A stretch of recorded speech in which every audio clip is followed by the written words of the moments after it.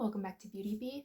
Today we're talking about 10 brands that I have never tried before and I'm honestly kind of surprised about it. Now for this particular video, I have kept two pretty mid-range brands. There's sort of two reasons for this. One, I've tried a lot of the more drugstore brands. I mean, there are a few here and there that I haven't, but most of the drugstore brands that I've not tried are not super easily available to me. And I already know I haven't tried super high-end makeup.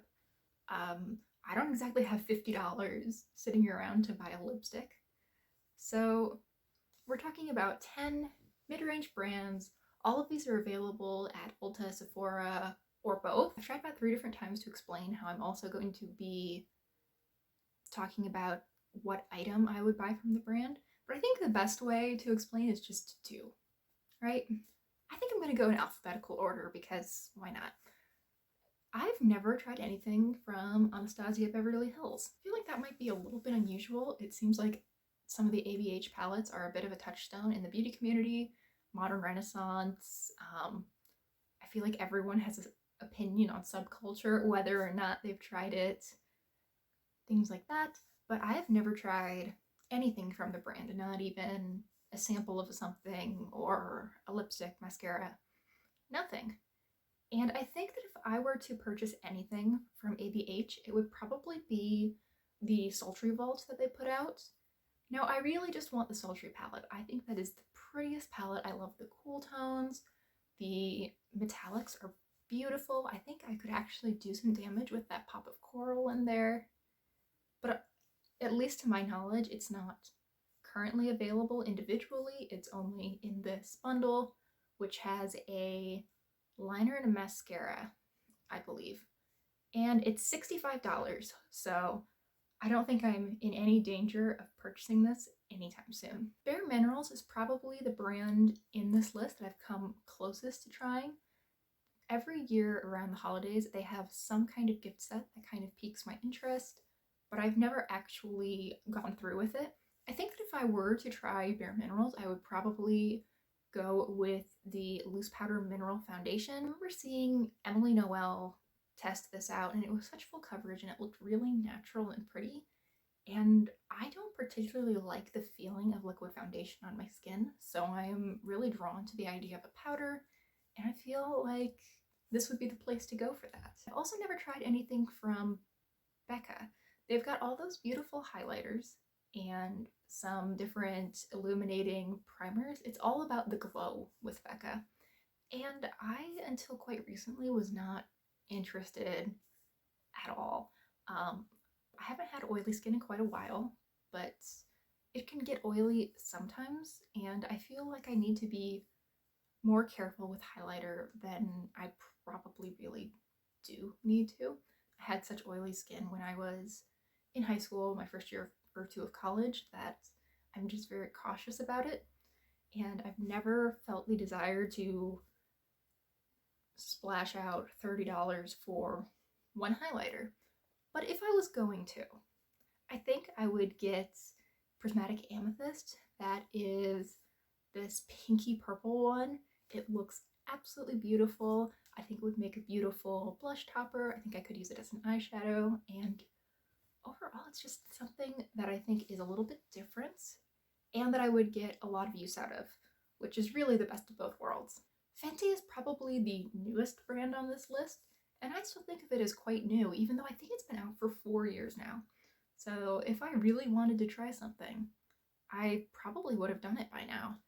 But I think if I were to buy anything from Fenty, it would probably be the classic, the Pro Filter Longwear Matte Foundation. The shade range looks amazing. I love when I see that there are shades that are obviously too pale for me, because that means that I have no concerns about being able to find one that'll work. I also feel like I haven't heard too many negative reviews of this foundation from people with oilier skin. I definitely heard some from more drier skinned individuals right around the time it launched, before they released the more moisturizing dewy version.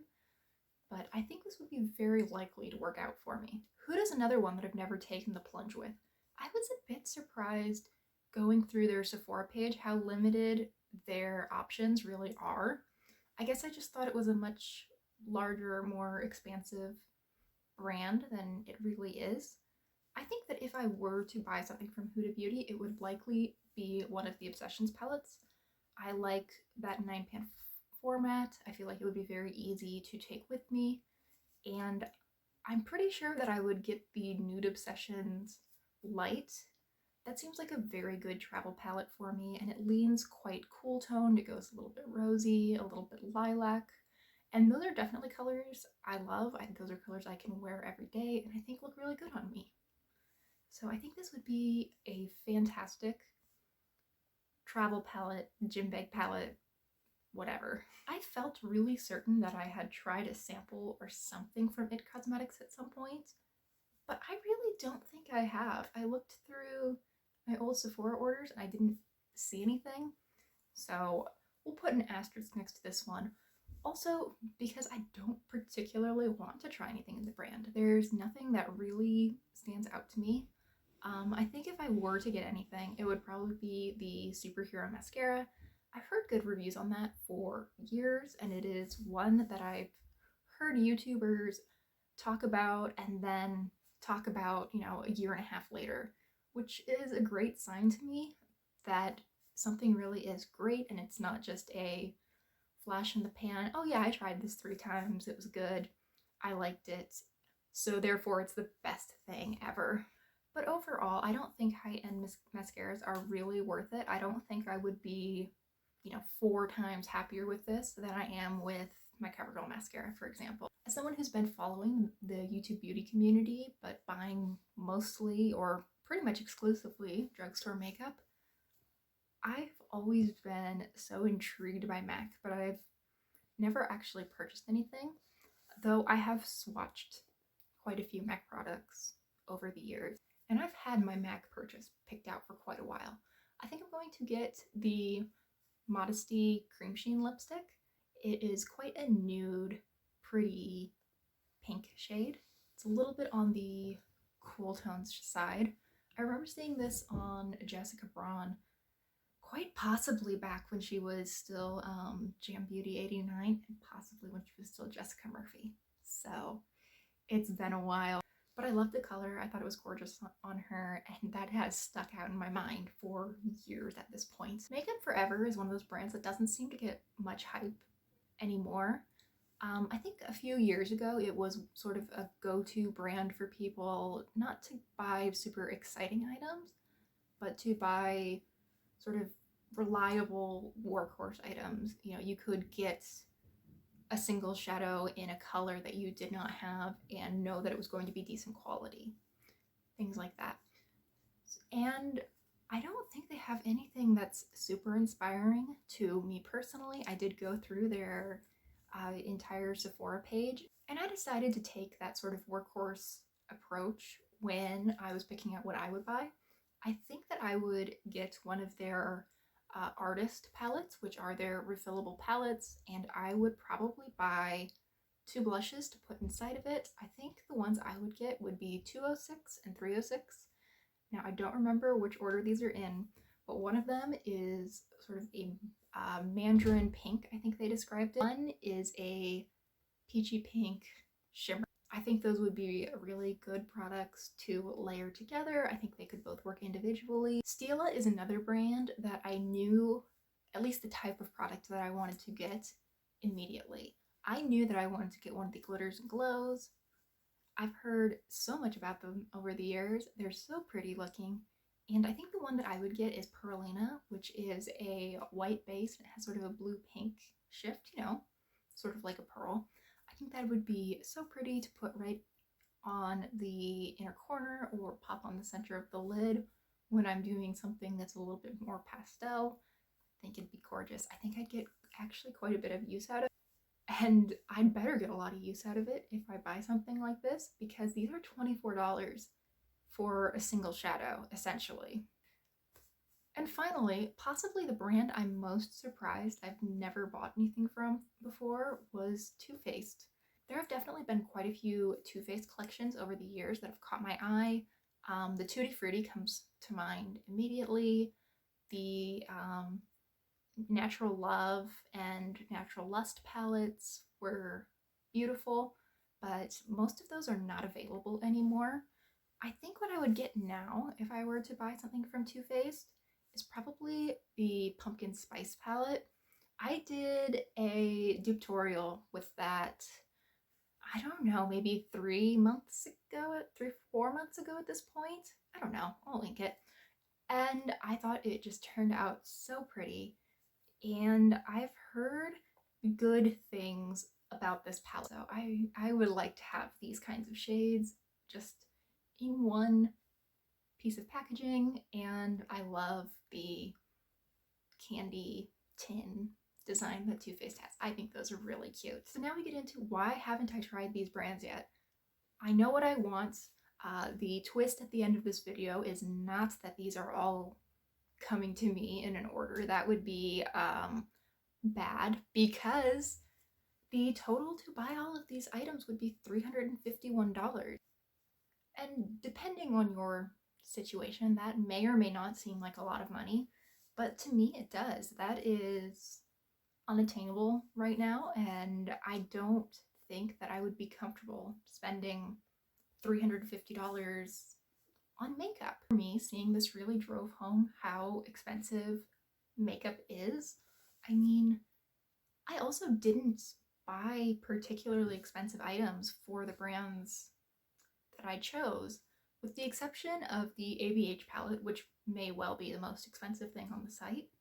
These are a pretty average price point for the brand. I was really looking at the thing that I would realistically buy, and with most brands, there is no way that my first purchase would be the most expensive thing in their lineup. You know, I'm not looking to drop, I don't know, probably 90 bucks on one of those MAC 12 pan palettes before I've tried anything else. My beauty budget for this year is $180. I suspect that it will be a little bit more. I will probably let myself spend, you know, an extra $30 or so in April for my birthday. I will also probably not stay right under $15 every month. You know, I don't care if I go to 17 or 18 instead.